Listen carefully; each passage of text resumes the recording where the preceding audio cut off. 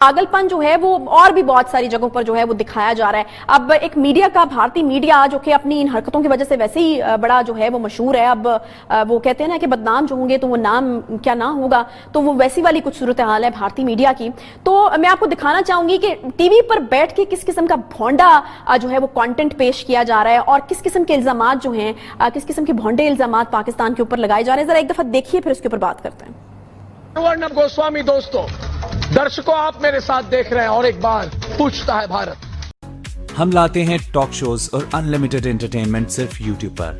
अगर आपने अभी तक हमारा चैनल सब्सक्राइब नहीं किया तो अभी सब्सक्राइब करें और बेल आइकॉन को क्लिक करके हमारी लेटेस्ट वीडियोस के बारे में अपडेट जानें। कि हमारी सरहदों से कोई भी घुस जाता था, हमारी सीमाओं के साथ छेड़खानी करता था, हमारे जवानों के सर काट कर ले जाते थे और दिल्ली के दरबार में उफ तक नहीं की जाती थी। हमारे समय में भी उरी हुआ, पुलवामा हुआ, मगर ये नरेंद्र मोदी सरकार थी, भारतीय जनता पार्टी की सरकार थी। कुछ ही दिनों में सर्जिकल स्ट्राइक और एयर स्ट्राइक कर घस में घुसकर दंडित करने का काम भारतीय जनता पार्टी की नरेंद्र मोदी सरकार ने किया। और इसके साथ ही भारत की रक्षा नीति को वैश्विक स्वीकृति मिली। पूरा दुनिया ये मानने लगा कि अमेरिका और इजराइल के बाद अगर कोई देश अपनी सीमाओं की रक्षा करने के लिए सक्षम है तो उसमें तीसरा नाम हमारे महान भारत का जोड़ने का काम किया। और नरेंद्र मोदी जी ने सबका साथ, सबका विकास के साथ हमारी सीमाओं को भी सुरक्षित किया और कई ऐसे काम किए जिसके माध्यम से दुनिया में देश को सम्मान मिला। आपने दोबारा जनादेश दिया, फिर से मोदी सरकार बनी, ज्यादा सीटों से बनी, ज्यादा बहुमत के साथ बनी, एनडीए के साथियों को भी सीट ज्यादा मिली और एक 19 से नई पारी की शुरुआत हुई। मित्रों, कई ऐसे मसले थे जिसको 70 साल से कोई छूने की हिम्मत नहीं करता था। वो मसले देश की एकता, अखंडितता और देश की सुरक्षा के साथ जुड़े हुए थे। नरेंद्र मोदी जी ने 5 अगस्त को धारा 370 और 35A को समाप्त कर कश्मीर को हमेशा के लिए भारत के साथ जोड़ने का काम किया। और भारत का बच्चा बच्चा, मित्रों, भारत का बच्चा बच्चा इस बात पर गर्व कर रहा है कि 3 पीढ़ियों से कहते थे जहां हुए बलिदान मुखर्जी, वो कश्मीर हमारा है, वो महज नारा नहीं था, आज कश्मीर हमारा हो चुका है। वो बात को मोदी जी ने। मैं आज लखनऊ की भूमि से डंके की चोट पर कहने आया हूं, जिसको विरोध करना है वो कर दे, सिटीजनशिप अमेंडमेंट बिल वापिस नहीं होने वाला। सिटीजनशिप अमेंडमेंट बिल जब से विभाजन हुआ, कई लोग अपना सम्मान, अपना धर्म, अपना परिवार बचाने के लिए इस देश के अंदर शरण ली, मगर उनको कोई पूछता नहीं था। वादा था उस वक्त हमारा कि आपको सम्मान मिलेगा, आपको नागरिकता मिलेगी, समान व्यवहार मिलेगा, हम आपको अपना मानेंगे। मगर वो लोगों के साथ वहां तो अन्याय हुआ ही हुआ, इसके साथ साथ यहां पर भी अन्याय हुआ।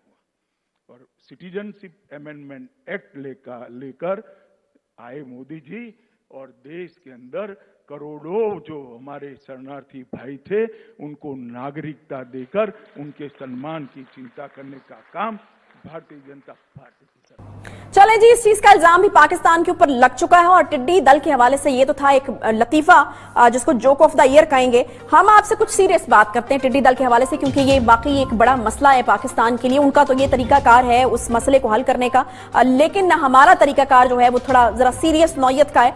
और आपको बताएं कि इस वक्त टिड्डी दल जो है वो एक बड़ा मसला पाकिस्तान में किसानों के लिए, और खासतौर पर ये जो प्रेडिक्ट किया जा रहा है कि ग़ज़ाई किल्लत इससे पैदा हो सकती है, तो ये अपनी अहमियत जो है वो खुद ही अख्तियार कर लेता है। बहरहाल जी, खित्ते के अमन को तबाह करने के भारतीय जुनून के पीछे आखिर मंसूबाबंदी क्या है, और क्या कहीं ऐसा तो नहीं है कि हम जो है वो इसको इंतहा पसंदी मान रहे हैं, मोदी का पागलपन मान रहे हैं, और इसके पीछे कोई बड़ा एक जो है वो मकसद हो या कोई मंसूबाबंदी हो, प्लानिंग खुद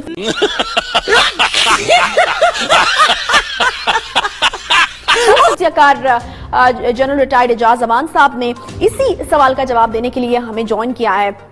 एजाजवान साहब, बहुत शुक्रिया आप प्रोग्राम में ज्वाइन करने के लिए। भारत की हरकतें, मोदी का पागलपन, या हम ये कह रहे हैं कि इंतहा पसंदाना सोच है, मोदी पागल हो चुका है, उसको कुछ समझ नहीं आ रही, ये इतना ही सिंपल है, या फिर आपको लगता है कि एक पूरी प्लानिंग है जो इस वक्त इस खित्ते काम तबाह करने के लिए हो रही है? जी थैंक यू आयशा। देखिए, बात यह है कि अगर एक प्राइम मिनिस्टर का, जो दुनिया की दूसरी बड़ी आबादी का प्राइम मिनिस्टर है, दूसरी बड़ी जमहूरियत का प्राइम मिनिस्टर है, अगर उसको पागलपन भी है तो इस पागलपन का इलाज तो तलाश करना पड़ेगा। एक तरफ उन्होंने कश्मीर का कॉन्स्टिट्यूशनल स्टेटस चेंज कर दिया, यूएन रेजोल्यूशंस को नजरअंदाज कर दिया, और अब वो अपने दो न्यूक्लियर पावर जो नेबर्स हैं उनके साथ आए दिन एक ना एक पंजा आजमाई कर रहे हैं। लद्दाख में जो कुछ किया हमारे सामने है, जो कुछ चाइना से, फिर पाकिस्तान के साथ कोई 1000 से ज्यादा इस साल भी हो चुकी हैं सीज फायर वायलेशंस। तो अगर इस तरह का रवैया है तो यकीनन उसका एक हल तलाश करना होगा, और हल होगा एक काउंटर स्ट्रेटजी बनानी पड़ेगी। जो कुछ वो कर रहे हैं उसका एक जवाब देना पड़ेगा। अगर वो मिलिट्री एग्रेशन करते हैं तो मिलिट्री एग्रेशन से जवाब देना पड़ेगा। अगर वो पॉलिटिकल कुछ इकदाम उठा रहे हैं तो उसका पॉलिटिकली जवाब देना पड़ेगा। तो मैं समझता हूं कि हिंदुस्तान एक बड़े सोचे समझे मंसूबे के तहत अपने जो एक्सपेंशनिस्ट डिजाइन, एजाजवान साहब, आपको क्या लगता है ये जो सी पैक है ये कितना बड़ा फैक्टर है इस वक्त खित्ते के अमन को जो सबोताज करने की कोशिश की जा रही है, और CIA की मौजूदगी और भारत का गठजोड़, ये जो एक थ्योरी है ये कितनी अहम है और कितनी दुरुस्त है आपके ख्याल में? जी यकीनन इसकी एक सिग्निफिकेंस है, क्योंकि अमेरिका एक स्ट्रेटेजिक पार्टनर है इस वक्त हिंदुस्तान का। वो चाइना का जो फाइनेंशियल इन्फ्लुएंस ग्रो कर रहा है पूरी दुनिया में, उसको एलानिया प्रेसिडेंट डोनाल्ड ट्रंप उसको कंट्रोल करना चाहते हैं, और पोस्ट कोविड वर्ल्ड में उन्होंने एक मेजर थ्रेट चाइना को समझा हुआ है। अब जब वो अफगानिस्तान से निकल जाएंगे तो इस रीजन में उनका इन्फ्लुएंस बहुत कम हो जाएगा अमेरिका का, और वो चाहते हैं कि इस रीजन की सबसे बड़ी आबादी को, सबसे बड़े एक जो जमहूरियत है सो कॉल्ड, उसके साथ स्ट्रेटेजिक अलायंस करके स्ट्रेटेजिक पार्टनर की जाए, और फिर चाइना को कंटेन करने का एक अमली मंसूबा बनाया जाए। बिलाशुबा उनकी शह पर जो कुछ कश्मीर में हुआ है ये अमेरिका की शह पे हुआ है।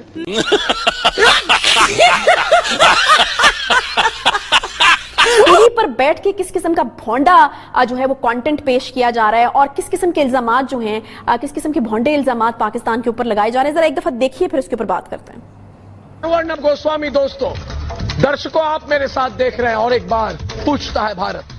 दर्शकों, जो सबसे कमजोर लूटा पीटा हो उसको हम लोग क्या कहते हैं? उसको कहते हैं पिद्दी। पिद्दी, वो कहावत तो आपने भी सुनी होगी, क्या पिद्दी और पिद्दी का शोरबा, और जो पिद्दी से भी गया गुजरा हो उसको कहते हैं टिड्डी।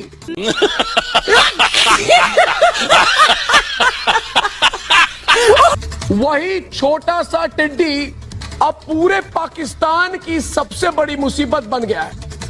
भारत में टिड्डियों वाली साजिश कर रहा है पाकिस्तान, भारत को धमकी देने वाला पाकिस्तान। क्या टिड्डियों से ही हार गया है? क्या हिंदुस्तान के हमले से बचने के लिए टिड्डियों वाला रोना रो रहा है पाकिस्तान? और क्या पाकिस्तान से लड़ने के लिए फौज नहीं, टिड्डियों के सहारे है पाकिस्तान? ये सवाल सिर्फ मैं नहीं, आज पूछता है सारा भारत। चले जी, इस चीज का इल्जाम भी पाकिस्तान के ऊपर लग चुका है, और टिड्डी दल के हवाले से ये तो था एक लतीफा जिसको जोक ऑफ द ईयर कहेंगे। हम आपसे कुछ सीरियस बात करते हैं टिड्डी दल के हवाले से, क्योंकि ये बाकी एक बड़ा मसला है पाकिस्तान के लिए। उनका तो ये तरीकाकार है उस मसले को हल करने का, लेकिन हमारा तरीकाकार जो है वो थोड़ा जरा सीरियस नौयत का है।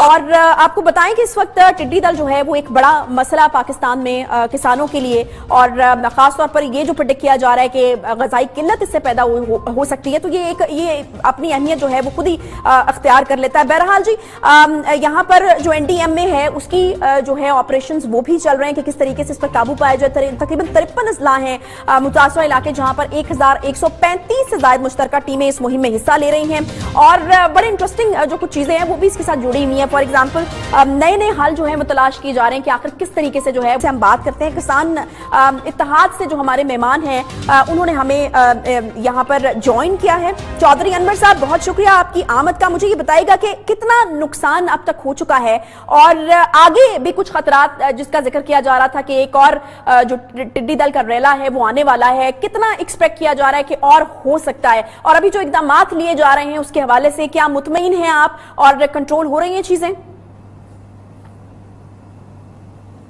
पहले तो आपका शुक्रिया अदा करता हूं चैनल का।